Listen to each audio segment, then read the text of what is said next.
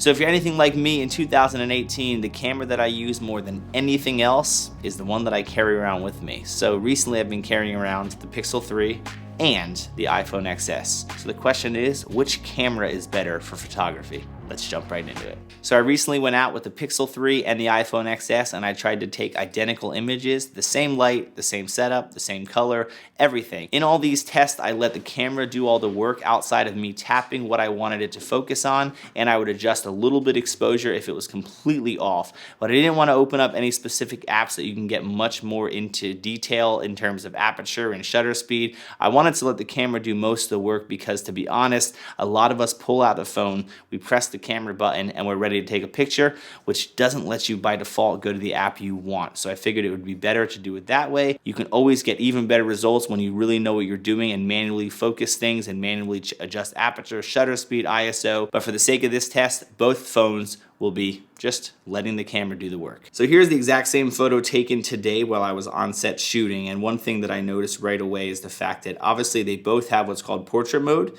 But with the Pixel 3, because portrait mode is kind of an artificial portrait mode simply because there's only one camera, and the iPhone XS has two cameras, the iPhone XS is doing the portrait mode and the actual depth of field in a much more natural way by utilizing the two cameras, where the Pixel 3 is entirely computer generated or phone generated, or it's a computer, we can say that. But one thing that's very important to notice about this is that if you were taking this same photo with a camera, you'd obviously have much more of a result similar to what the iPhone did. As you can see, when you are zoomed into the lens specifically, that is in focus and the rest of the camera body in the back is not, which is pretty natural of what depth of field actually is.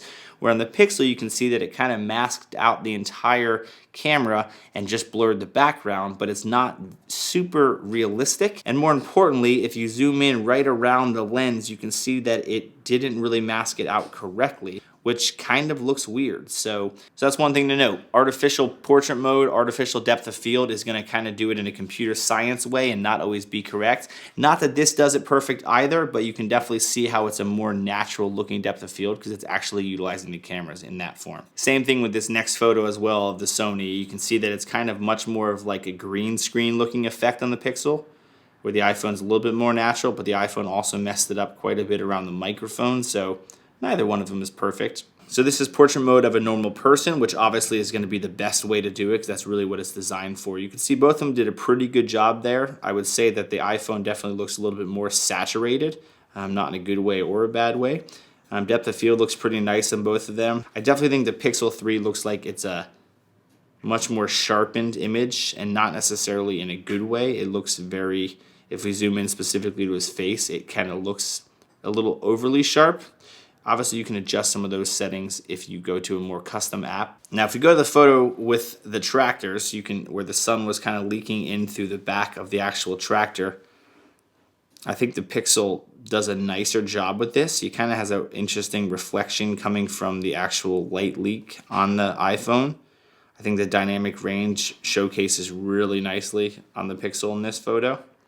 Okay, so now we're outside here on a little path. This will showcase some color, some trees, and most importantly, dynamic range in the clouds. So this is the iPhone photo.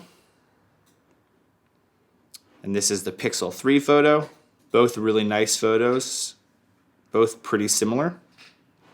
If we go here to the next picture, looking up at the leaves.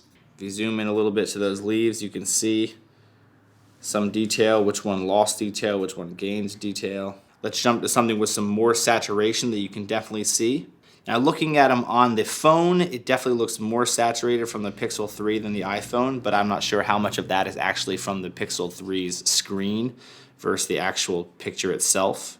Looks like they crushed the blacks a lot more. That could be wrong in post. It could just look like that on the phone, but definitely looks like the trees specifically in the background are way more crushed blacks than the iPhone is.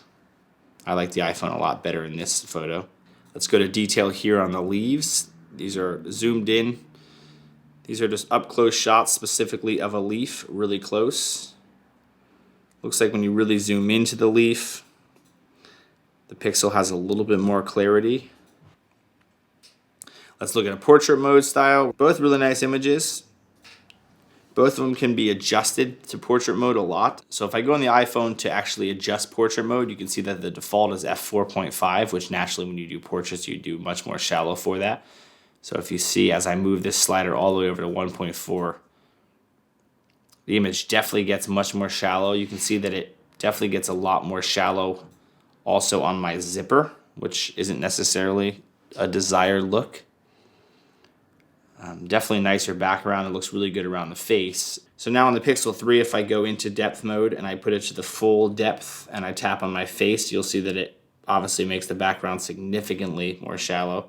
Now, one thing to note about the Pixel is as I'm doing that, it is not making my zipper out of focus. So the front-facing camera on the Pixel 3 and the iPhone definitely produce a beautiful image. It's great to know that that is continuously improving. As you see with the iPhone, it's just a very appealing, nice, clean image. Portrait mode obviously is kind of artificial, but it looks great. Same with the Pixel, the front-facing camera just looks really good with that as well. One interesting thing to note is that the Pixel does have dual cameras in the front, not the back, and it gives you a much wider selfie. So this is shot from both the same exact point, and you can see just how much wider the Pixel 3 is than the iPhone.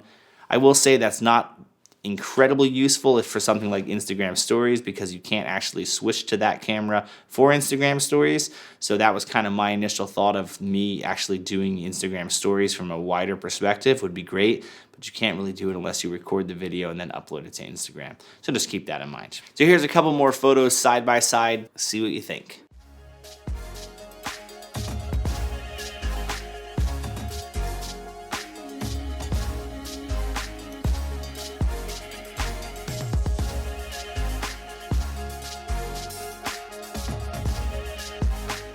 So at the end of the day, they both are really, really good cameras, and if you can have these in your pocket all the time, that is just incredible. If you think about how far technology has come, they're just outstanding cameras that are on a phone, which is just nuts. But we would love to know what you think in the comments below. Tell me, which one do you think looks better? Which one would you rather carry around? At the end of the day, you're probably not gonna make your decision on the phone based on photos alone. But if you're looking for a great camera on a phone, both these do an outstanding job.